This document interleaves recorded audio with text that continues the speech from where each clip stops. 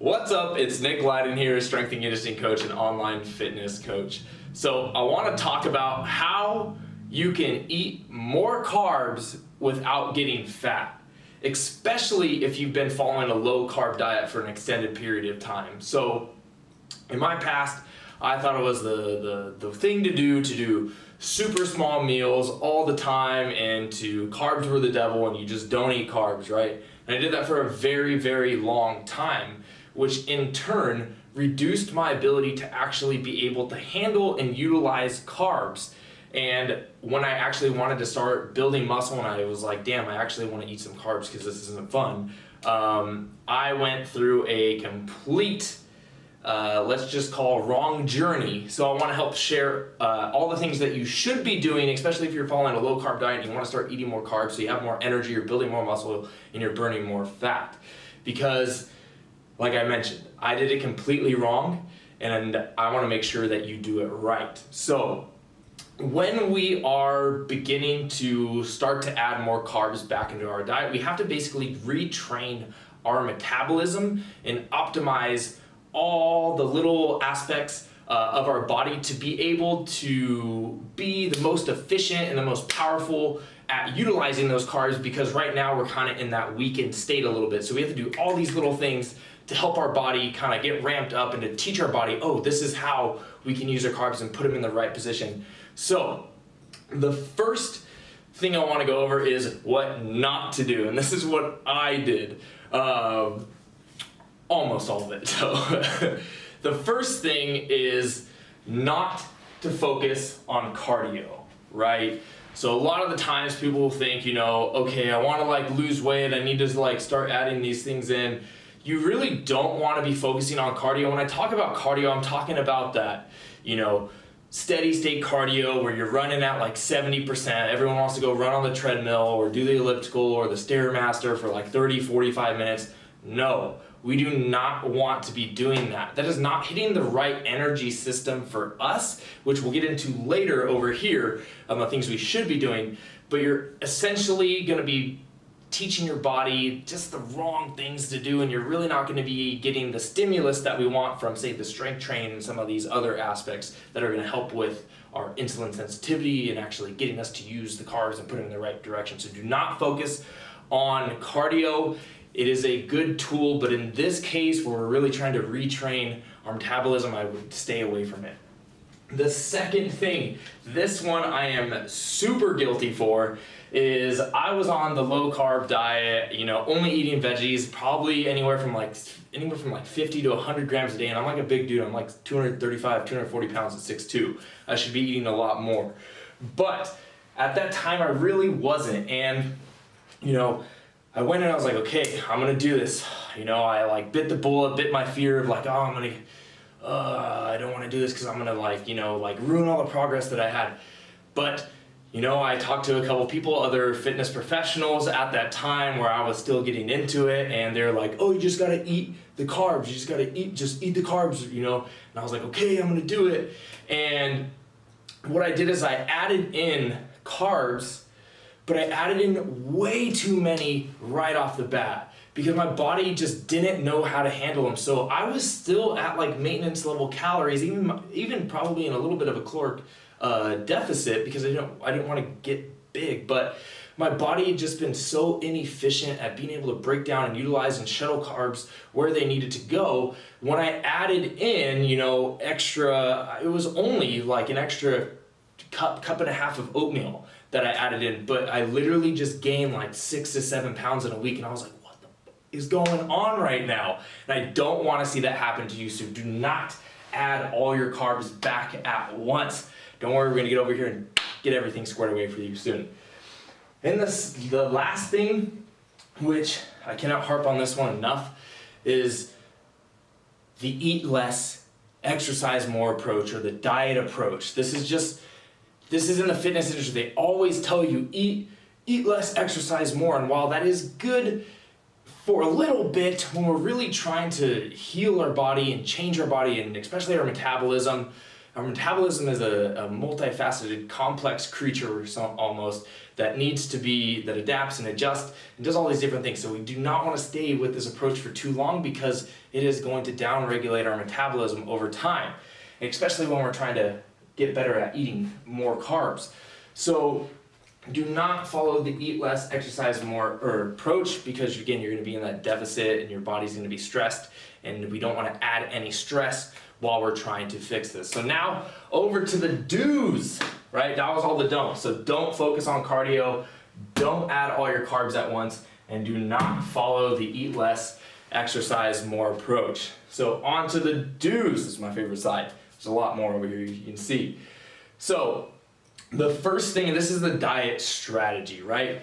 So my personal preference is intermittent fasting. And intermittent fasting is honestly so great because, and especially in this case, not only does it help increase or save the digestive enzymes in your stomach to allow them to be able to break down those carbs when they come in, but it also improves your gut health. So getting the good bacteria built up, kind of killing off some of the bad gut bacteria, so you're more efficient. You're just helping your body out with intermittent fasting.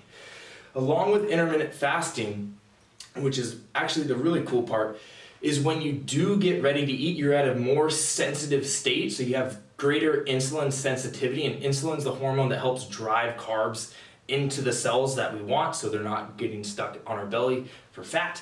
And it also, at around hour 16, you really start to see growth hormone increase, which is growth hormone helps you build muscle and keep fat off, and helps with a lot of other aspects, not just those two, but those are what I'm assuming are most important to you. If you're like, I don't really want to do intermittent fasting, I can't hang with it, then I would recommend doing smaller meals throughout the day, and we'll get into the food combining strategies to make sure that we can do that for you and you're not going to just be feeling bloated and sluggish all the time while you're trying to increase your carbs. The next thing really is to reduce stress, right? Because if we're in a chronically stressed out state, if you're at work and you're like, all the time, what that does is your body doesn't understand whether you are going to go fight in a gladiator arena, or if it's simply your boss yelling at you every day. It does the same response to your hormones. It causes the same fight or flight response. And if we do that chronically over time, it will mess up our hormones, and specifically it'll kind of mess up our cortisol, and cortisol is not, we want to keep that one in check. So the next thing is sleep. I cannot stress sleep enough as well. I want to get back to this, with the reduced stress, literally can be going on a walk, being in silence or alone by yourself. It can be meditating, it can be drawing, some things that just calm you down. It doesn't have to be this all the time. It can be whatever de-stresses you. Now, on to sleep. So sleep is like the equivalent to your body's natural own performance enhancing drug. If you, I'm serious, it helps you with cravings, it helps with energy in the morning, it helps with so many different aspects, and we need to make sure that we're getting enough sleep so our body is recovering. And again, this is that full recovery is going to help you manage the stress throughout the day. It kind of all ties together with that. So make sure you're getting good quality sleep. That is going to help. The next aspect, this one super, super important, is strength training, right? We need to be strength training, because when you're strength training, we are putting stress on the body to adapt, to get bigger, stronger, all that stuff. But what is really important is that when you're strength training, you are essentially changing the signals in your body to tell your body to, hey, we are going in anabolic mode, and anabolic mode means building, and in this case, building muscle. So when you do eat the carbs, you are going to be in that anabolic state, and that anabolic state is going to help you build muscle, and it's going to help shuttle those carbs into your muscles versus kind of just hanging around in your bloodstream before they essentially get on your belly and turn into fat. So it's going to help your body utilize the carbs with that. And going right into this next one is carb timing. So this one is super important, especially as you're trying to incrementally increase your carbohydrates. I would recommend that you increase your carbohydrates in the beginning, specifically right around your training sessions. So this means if you work out in the morning, I would time them either right before and right after. If you are following an intermittent fasting approach and you can work out later, that is going to be the biggest bang for your buck, and then you go into eating your meal after that strength training. It's like stacking on top of each other. Not always applicable for everyone, but if you can, I would totally recommend it. When it comes to carb timing as well, there's complex carbs and there are simple carbs, right? Simple carbs, you think of quick digesting, like sugars, different things like that, white bread, pastas, things like that. I don't recommend doing the white breads and pastas and things like that. I do recommend doing some simple carbohydrates that are higher on the glycemic index. You can just search that up. Things like fruit, like bananas, apples, those are gonna be great. They're gonna get into your honey, things like that. That'll help because when they're simple carbs, they get absorbed really fast. They get a big response out of insulin.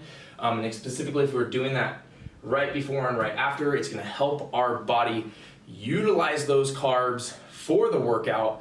And then when we're after we work out, we're gonna have, again, the increase in sensitivity for insulin. And then we get those quick carbs in, they're gonna go right to where they need to go, which is to the muscle, and get partitioned to where they should be going. So before and after, keep them simple carbs, and then throughout the rest of the day, please focus on complex carbohydrates coming from whole foods, so beans, legumes,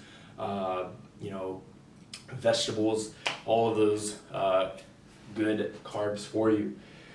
Now, just as the opposite of don't add all the carbs at once, you want to do small, gradual increases in your carbs. So I recommend doing anywhere from 25 to 50 grams of carbs tops, and you're going to be adding that initial increase right before and after your strength training sessions. Keep it simple, just like that. And then as you progress, you can add a little bit more, a little bit more, a little bit more with your carbohydrates. You're going to want to be weighing yourself. You're going to want to be checking in the mirror. You're also going to be wanting to be checking in on how you are feeling. Do I feel sluggish? Do I feel, all these different aspects. With that is going to help you determine, every week, 2 weeks, how much I should be increasing.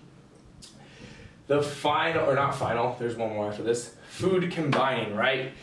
So when we are doing this, I want us to really be careful with how we actually eat the food that's on our plate, because the foods that we combine together, they can have a very positive response, or they could kind of mash together with one another.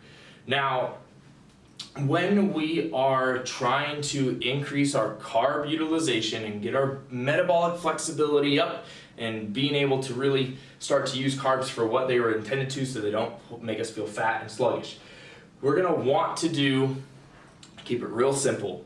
It's either protein and carbs together, or it's protein and fats together. So think about the plate that you have. So say your first meal, if you're doing intermittent fasting, it's going to be protein and carbs. So, whatever meat source that you have, or not meat, but protein source that you have, plus a carbohydrate in that meal, and with a little bit of veggies. Fiber is always good. And then if it's like later in the day, you're not really moving, you're done with your workout, then you want to move to a protein and fat. That is going to help you stave off as much fat accumulating on your body, because when you eat carbohydrates and you eat fats together, what actually happens is that the carbs increase insulin, which basically open up the cells, and then if you have fat and nothing else, the fat is going to be more likely to go into those cells and be stored, and you just worked all that time to get the fat to actually break open out of that cell and get burned. So we don't want to just put it right back in. Now, you don't have to do this long term, and if you are going to be eating a complex meal meaning all three macronutrients, protein, carbs, fats, I would highly recommend that you eat your protein and fiber first, and then you follow it with your fat, and then at the end you can follow it with your carbs until you feel full. That is one way that you can eat the meal all together. That'll help you. And then the last thing is to do a simple walk after your meals. Walking helps with gut motility, it helps the digestive process. Again, we're trying to aid our body as much as possible. So those are the do's and don'ts of how to actually eat more carbs without getting fat. I hope this is helpful. You can follow me at Nick_Leiden on my Instagram account. And then if you are someone who's like, wait, what type of workouts? I know strength training, but there's a little bit more. Yes, there is a little bit more that goes into it. If you want a free week of workouts where I have it structured specifically to help with building muscle and increasing carb utilization, then message me week of workouts, send it to my DMs or put it in the comments, and then I will send that workout, that free week of workouts over to you to help you utilize more carbs so that you can feel confident, you can feel strong, you can then start to enjoy the foods that you really want without getting fat. Thank you so much, and I'll see you soon.